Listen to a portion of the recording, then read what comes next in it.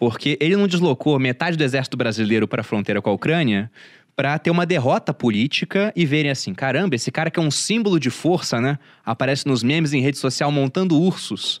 Ele vai perder agora esse conflito, que ainda não virou um conflito militar com troca de tiros, mas já é um conflito ideológico. Ele não pode sair como perdedor.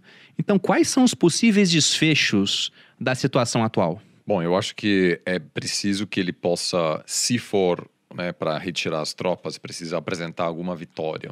Né? De fato, tem que ser isso. Então, claramente, qualquer solução precisa ser satisfatória do ponto de vista político por todos os lados. Na verdade, tem mais de dois lados aqui. Né? Tem os Estados Unidos, tem a Rússia. A França não vai querer ficar por fora. O novo governo alemão precisa, sim, lidar também com a crítica que quer se esconder quando, né, tem um confronto político. Tem um meme até legal de várias pessoas cortando uma torta de aniversário e uma pessoa só com a mão, mas ela tá sem faca. E diz, a Alemanha é isso, ela só finge estar lá, não quer fazer nada. Então, tem a Ucrânia, né, um presidente que, aliás, parte do apelo de parte da população no leste da Ucrânia, que quer fazer parte da Rússia, talvez, que não se sente ucraniano, também porque o Estado ucraniano nunca conseguiu se estabilizar. O atual presidente, antes de ser presidente, foi comediante e no show dele fingia ser presidente da Ucrânia. Né? Ou seja, não é uma pessoa preparada. Nitidamente. Eu recomendo vivamente, só por questões antropológicas, seguir a conta oficial da Ucrânia no Twitter, que posta um meme atrás do outro, porque o presidente é comediante, né? Ou seja, não é uma pessoa que lida bem com essas questões, é um outsider total, porque ele foi eleito, porque havia um ódio generalizado contra a classe política. É quase um tiririca. Posso fazer isso? Eu vou fazer um parênteses aqui. Gente. Aí você imagina, de um lado, o Putin botando os políticos mundiais no bolso, né? Encontrando com todo mundo ao longo de 20 anos e sempre numa posição de poder, contra um comediante.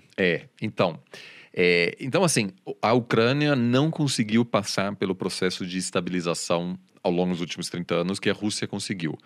A Rússia também, vários problemas econômicos, mas a Ucrânia está muito desestabilizada. Isso quer dizer que a Ucrânia tem pouco poder de agência, de decidir o que ela quer, porque o Zelensky pode cair, aí depois se elege um presidente pró-russo ou pró-ocidental, ou seja, isso sempre vai ser um foco de possível instabilidade. Agora, o que o Macron, de certa maneira, tentou é achar uma solução que possa ser satisfatória para os dois lados. Tem problema de ego envolvido, né? O Macron quer se projetar como grande estadista, porque tem uma eleição em abril, então precisa mostrar, olha, eu sou o novo líder, assim, da Europa. Eu acho que tem uma boa chance de evitar um conflito, e essa fórmula precisa incluir algum tipo de linguagem que permita ao Putin dizer: a gente garantiu agora que a OTAN nunca vai convidar a Ucrânia, mas precisa ser de uma linguagem tão vaga que o Biden não será acusado de ter capitulado. O que você está falando, Oliver, é que todo mundo tem que conseguir publicar uma manchete falando vencemos. Isso. Agora, para isso existem os diplomatas, né? Então, assim. mas aí o problema não é só eles publicarem isso, sobre que tema. Qual é o tema, entendeu? Cada um desses temas, o outro lado não pode ceder. Claro. E tem várias questões envolvidas. Por exemplo, uma coisa proposta Tô pelos... ansiosa pelo Então, desfecho. só para dar um exemplo, e já vou antecipar que o governo ucraniano jamais vai aceitar isso. O que a Rússia propôs, por exemplo, é descentralizar o processo político na Ucrânia ao ponto que a província controlada por rebeldes russos tivesse um poder de veto sobre decisões de política externa da Ucrânia. Isso seria uma forma de evitar que a Ucrânia faça parte da OTAN sem dizê-lo de maneira explícita. Agora, o chanceler da Ucrânia, ele riu da proposta, falou, cara... E não só o chanceler, mas hoje a maioria da população na Ucrânia já não quer mais. Sim. Pelo aquele fenômeno, claro, inclusive, que você falou. Quanto mais pressão o Putin põe, mais os outros falam assim, não quero mais estar do lado desse Putin. Então, Sim, hoje a maioria é a favor de uma aproximação da Europa. Então, como é que você lida com isso? Eu dei como exemplo, assim, uma coisa que é uma solução técnica para chegar numa Mas eu não acho que isso seja a solução. Eu acho que existe um grande risco de conflito. Agora a gente está entrando numa janela de oportunidade na segunda parte de fevereiro, né, que as condições climáticas favorecem uma possível invasão, porque congela o solo. Que para tanques é fundamental, porque é uma região, inclusive nas guerras do passado, Napoleão, Hitler, etc., tiveram muita dificuldade. Porque vira um pântano. Para avançar contra a Rússia. Né, tem muitas histórias sobre esses confrontos ao longo dos últimos séculos. Então, existe aí um período muito perigoso mesmo. E a partir de um certo momento, a situação fica tão tensa que recuar já é visto como uma derrota política. E aí eu acho que tem os seguintes cenários: um recuo mesmo dos russos, pouco provável, sem alguma vitória diplomática, uma ocupação parcial, né, de algum território Donbás já controlado de qualquer jeito pelos rebeldes, e como terceiro, uma ocupação realmente da metade do país pelos russos. Eu acho pouco provável esse quarto cenário da ocupação completa, acho pouco provável agora. Mas esse terceiro cenário já teria consequências econômicas mundiais muito grandes. Não sei o que você acha, assim, de... Eu não consigo ver uma saída para a equação. Você não mobiliza 100 mil tropas, faz isso. O Putin não faz isso para dar esse sinalzinho, né? Ah, não, eu só testei vocês e brinquei aqui. Ele precisa fazer muito menos para testar e brincar com os outros. Ele envenena um cara, diminui o fornecimento de gás, faz coisas muito mais simples que ele já faz toda hora, corriqueiramente. Ele não mobiliza uma máquina de guerra desse tamanho e vai para um exercício militar com a Bielorrússia nos próximos dias e o aumento da presença naval no Mar Negro para não fazer nada.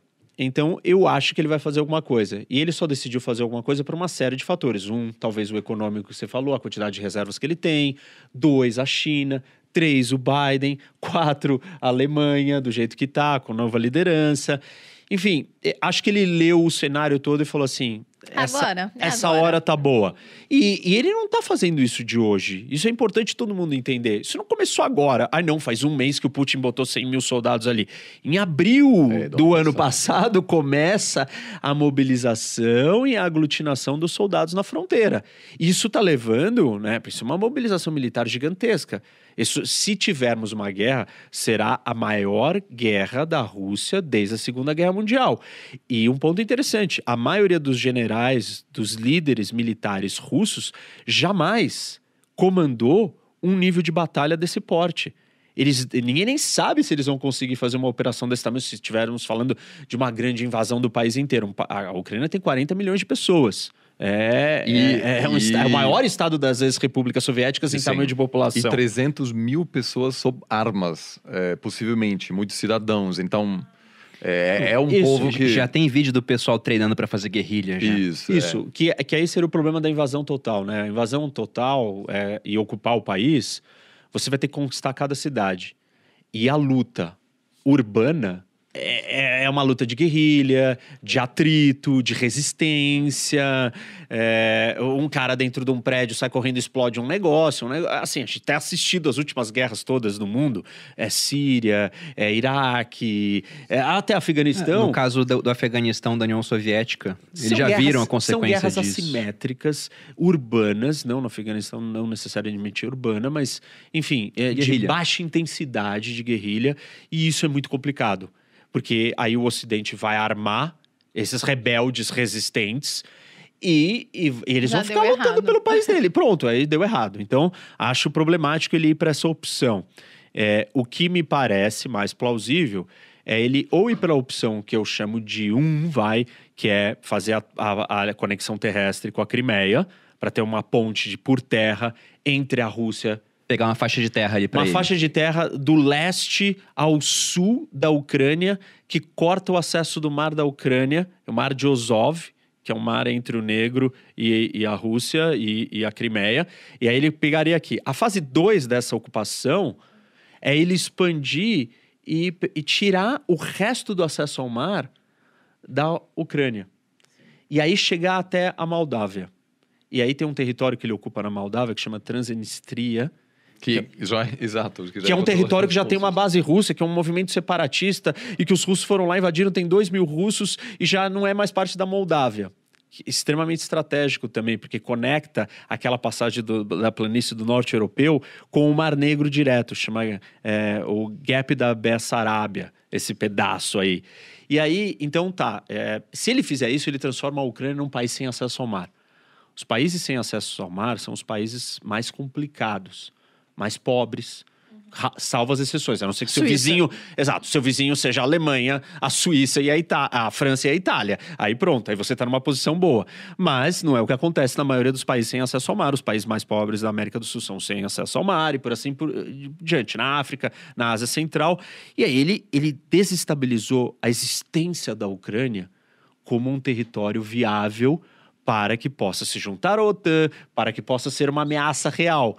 Que isso é parte da estratégia do Putin. Ele não precisa ocupar, mas ele precisa desmantelar, desorganizar, falir, não falir no sentido econômico, mas falir o Estado da Ucrânia, porque aí ele não vai ser uma base, não vai ser um lugar organizado para ser ocupado. E uma invasão, tirando o acesso ao mar, pode causar isso. Eu não consigo imaginar nenhum outro tipo de fala que o Putin agora vai dizer que ele acredita no Ocidente. Se o Ocidente virar e falar assim, mesmo se o Biden vier a público e falar a OTAN não irá mais expandir. A história e a narrativa que o Putin conta para a sua população é muito difícil deles olhar e falar assim, nossa, nós vamos acreditar nos americanos. Claro, é porque é uma grande traição. Isso, eles, claro. Tipo assim, mas nós vamos ser os otários agora do momento? Eles falam, a narrativa que ele criou foi falsos. Não dá pra acreditar Não nele. acredito. Isso, você vai acreditar nele? Falsos. Agora você virou fraquinho, então você fraquejou, Putin. Então, assim, eu não consigo ver nada diplomático que O Oliver tá solva. ficando preocupado agora. Solva Não. a situação, O resolva. Oliver, a cara pedindo do pra Oliver, vender umas ações realmente. rapidinho. Não, Vendeu, Nesse ele tá caso, vendendo, ele tá peraí. vendendo. Vamos perguntar pra ele o que ele vai vender. Olha, porque a gente...